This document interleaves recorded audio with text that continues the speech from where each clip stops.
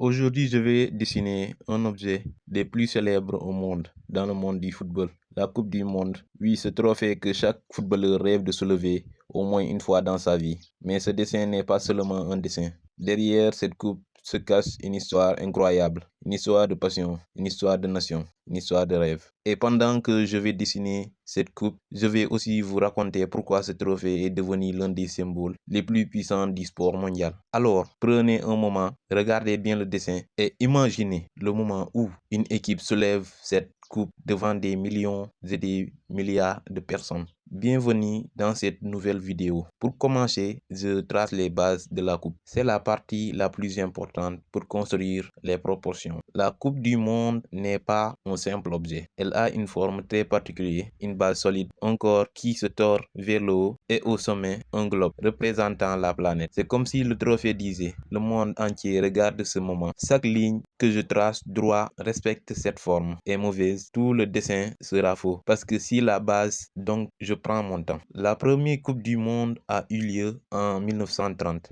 Mais à cette époque, le trophée n'était pas celui que vous voyez aujourd'hui. Il s'appelait le Jules Rimet Trophy. Ce trophée était nommé en hommage de Jules Rimet, l'homme qui a créé la Coupe du Monde pendant des décennies. Les équipes se sont battues pour soulever ce trophée. Mais après plusieurs éditions, un nouveau trophée a été créé, celui que je suis en train de dessiner, la FIFA World Cup Trophy. Ce trophée représente deux souhaits qui, humains, soulèvent la terre, comme si l'humanité entière célébrait la victoire.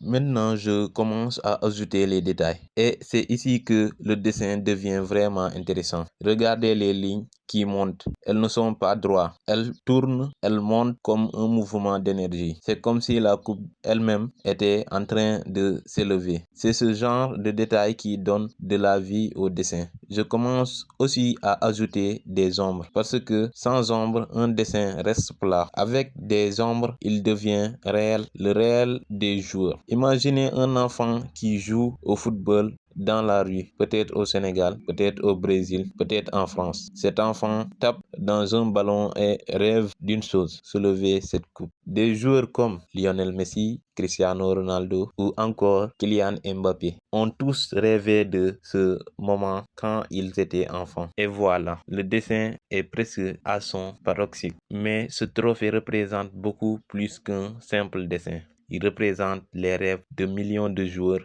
les cris de supporters, les larmes des défaites et la joie immense de la victoire. Si vous avez aimé ce dessin, dites-moi en commentaire quelle équipe gagnera la Coupe du Monde 2026.